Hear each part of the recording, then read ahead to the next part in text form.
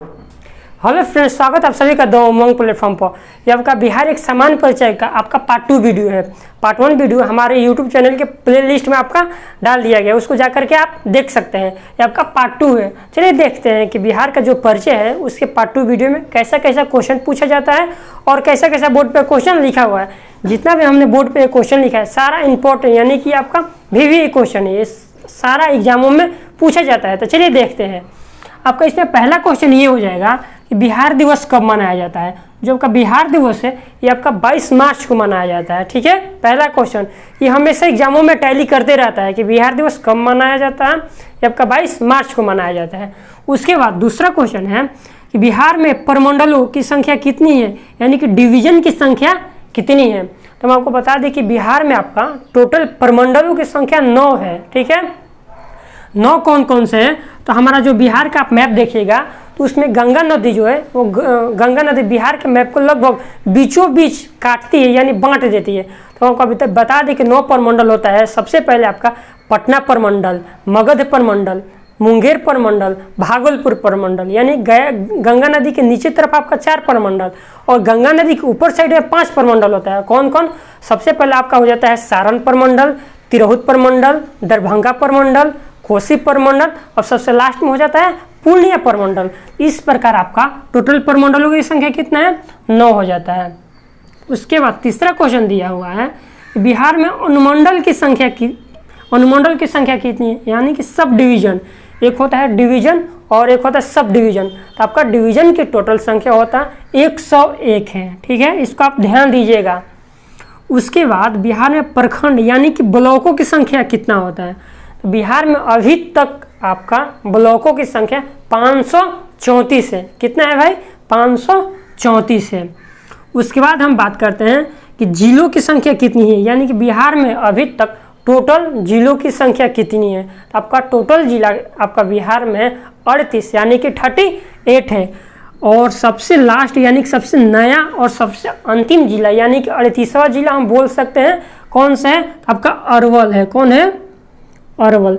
ये आपका यही अरवल जिला है, यही आपका अरवल 38वां जिला आपका अरवल जिला है। उसके बाद लोकसभा की सीटों की संख्या बिहार में कितना है। तो आपका लोकसभा के टोटल बिहार में सीटों की संख्या आपका 40 पड़ता है। ठीक है, 40 में से आपका 6 ऐसे सीट है जो SC यानी अनुसूचित जाति के लिए आरक्षित किए गए हैं और 34 में हमारा सारा लड़ा जाता है विधानसभा का टोटल लोकसभा की सीटों की संख्या टोटल आपका 40 हो जाता है, जिसमें से 6 आपका आरक्षित सीट है। तो उस आरक्षित सीट में से आपका 6 कौन कौन सा है, तो हम आपको बता दें कि सबसे पहले आपका हो जाता है सासाराम। उसके बाद आ जाता है गया। देखिए यहाँ पे लिख देते हैं हम। पहला आपका हो जाता है सासाराम। ठीक है, दूसरा हो जाता है गया। उसके बाद तीसरा हो जाता है हाजीपुर। उसके बाद चौथा आपका हो जाता है कौन सा भाई? हाजीपुर के बाद आपका हो जाता है जमुई। आपका 5वां कौन सा हो जाता है? तो समस्तीपुर। आपका 5वां हो जाता है समस्तीपुर। और छठा कौन सा हो जाता है? तो गोपालगंज। छठा आपका हो जाता है गोपालगंज। यानी कि बिहार में 6 ऐसे लोकसभा के सीटें हैं जो आरक्षित किए गए हैं। पहला सासाराम, गया, हाजीपुर, जमुई, समस्तीपुर और गोपालगंज। ठीक है, उसके बाद बात करते हैं कि राज्यसभा की सीटों की संख्या बिहार में कितना है। आपका बिहार में टोटल राज्यसभा की सीटों की संख्या आपका 16 पड़ता है। कितना है भाई? तो 16 है। उसके बाद बात करते हैं कि विधानसभा और विधान परिषद इन दोनों को मिलाकर के बोला जाता है द्विसदनीय व्यवस्था। यानी कि द्विसदनीय व्यवस्था कहने का मतलब आपका ये होगा कि जिस राज्य में विधान परिषद और विधानसभा दोनों है उसी को द्विसदनीय व्यवस्था बोला जाता है। यानी कि अभी तक हमारे पूरे भारत में 6 ऐसे राज्य हैं जिसमें विधानसभा और विधान परिषद हैं। तो कौन कौन से हैं? आपका पहला हो जाएगा बिहार, उसके बाद उत्तर प्रदेश, उसके बाद महाराष्ट्र और कर्नाटका, फिर आंध्र प्रदेश और तेलंगाना। यानी कि 6 ऐसे राज्य जिसमें आपका द्विसदनीय व्यवस्था है। यानी कि बिहार में आपका टोटल विधानसभा की सीटों की संख्या कितनी है? 243 है। और विधान परिषद की संख्या कितनी है? आपका 75 है। इसको याद रखिएगा कि इसको द्विसदनीय व्यवस्था बोला जाता है। ठीक है, सदनीय व्यवस्था बोला जाता है। उसके बाद बात करते हैं बिहार में जिला परिषद की संख्या कितनी है। तो आपका टोटल बिहार में जिलों की संख्या आपका कितना पड़ता है, 38 पड़ता है। जब जिलों की संख्या 38 है तो जिला परिषदों की संख्या भी कितना होना चाहिए, 38 ही होना चाहिए। इस प्रकार आपका टोटल जिला परिषद की संख्या 38 है, ठीक है। उसके बाद बात करते हैं जो हमारा बिहार का राजकीय भाषा क्या है। तो बिहार का राजकीय भाषा आपका ध्यान दीजिए, यहाँ पे राजकीय भाषा जो है वो आपका हिंदी होता है, ठीक है, हिंदी ही है। और द्वितीय राजभाषा क्या है, यानी कि सेकंड राजकीय भाषा क्या है, तो आपका उर्दू हो जाता है, ठीक है। उसके बाद बिहार का लिंगानुपात कितना है। तो बिहार का लिंगानुपात आपका 918 है। अब एक दूसरा वीडियो बनाएंगे जनसंख्या पे, तो उसमें हम पढ़ेंगे कि बिहार में टोटल जनसंख्या कितना है, तो टोटल लिंगानुपात, टोटल सारा मतलब कि जनसंख्या से संबंधित सारा पढ़ेंगे। अभी ये बता दे रहे हैं आपका कि बिहार में टोटल लिंगानुपात कितना है, आपका 918 है। उसके बाद हम बात करते हैं, उसको मिटा देते हैं। उसके बाद हम बात करते हैं कि बिहार का जो हमारा राजकीय पशु क्या है।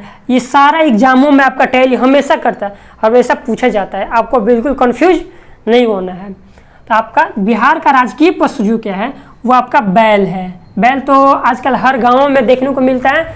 बिहार का राजकीय पशु क्या है, तो आपका बैल है। उसके बाद बात करते हैं कि राजकीय पंछी क्या है। बिहार का राजकीय जो पक्षी वो आपका गौरैया है। और भारत का जो नेशनल पंछी बोला जाता है उसको मोर बोला जाता है, ठीक है। और स्पेशल बिहार का राजकीय पंछी क्या है, तो आपका गौरैया है। उसके बाद राजकीय एक चिन्ह है और एक राजकीय वृक्ष है, दोनों में आपका अंतर है। बिहार का जो राजकीय चिन्ह है वो आपका बोधि वृक्ष है, ठीक है, बोधि वृक्ष है। आपका जब भी आप रेसिडेंशियल यानी आवासीय या कोई भी जाति वगैरह आप बनाते होंगे तो उस पर देखिएगा कि इसका जो बोधि वृक्ष का लोगो बना हुआ रहता है, या बिहार पुलिस का जो यूनिफॉर्म होता है उस पर भी आपका ये लोगो बना रहता है। और एक खास बात ये है कि जब भी आपका बोधि वृक्ष का लोगो बना रहेगा वहाँ पे देखिएगा या दोनों तरफ ऐसे दाहिने और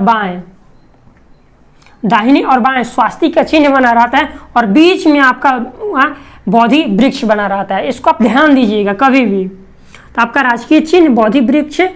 उसके बाद राजकीय वृक्ष क्या है, तो आपका वृक्ष हो जाता है पीपल हो जाता है। क्या हो जाता है, पीपल। उसके बाद बात करते हैं बिहार का राजकीय जो पुष्प है वो आपका गेंदा है। और भारत का तो आप जानते हैं कमल हो जाता है। तो पुष्प क्या है, गेंदा है। और मछली क्या है, मांगुर है, ठीक है। मछली कौन सी है, तो मांगुर है। उसके बाद बात करते हैं, देखिए ये बीपीएससी के एग्जामों में आपका आया हुआ क्वेश्चन है, ठीक है। बीपीएससी के एग्जाम में आया हुआ है कि बिहार का अद्वितीय पर्व किसको बोला जाता है। तो बिहार का आपका अद्वितीय जो पर्व है आपका छठ पूजा को बोला जाता है। यानी कि छठ पूजा ऐसा है जिसको पूरे भारत में हम आपको इसको अद्वितीय पर्व बोल सकते हैं। तो ये बिहार का आपका पर्व बोला जाता है। उसके बाद बात करते हैं कि बिहार का राजगीत क्या है। तो राजगीत आपका हम बता दें कि मेरे भारत के कंठहार तुझको सत सत वंदन बिहार, यानी कि राजकीय गीत है। क्या है भाई, राजकीय गीत है। फिर एक बार पढ़ देते हैं, मेरे भारत के कंठहार तुझको सत सत वंदन बिहार, ठीक है। उसके बाद बात करते हैं कि लोक नृत्य क्या है। बिहार का बहुत सारे लोक नृत्य है जिसमें कुछ जो इम्पोर्टेंट या कि जो महत्वपूर्ण है उसी को हमने बोर्ड पे लिखा है। तो चलिए देखते हैं।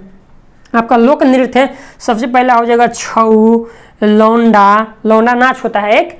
उसका धोबिया, झिझिया, झरनी, कर्मा, डोमकच, ये इतने महत्वपूर्ण आपके बिहार का लोक नृत्य है। और एक बता दें कि जो ये झिझिया नृत्य है आपका बिहार का, वो गुजरात का गरबा से संबंधित है। यानी कि जो गुजरात में जो गरबा नृत्य होता है दुर्गा पूजा के अवसर पर, वो और बिहार का जो झिझिया है ये दोनों दुर्गा पूजा में होता है और दोनों लगभग एक जैसा ही नृत्य है।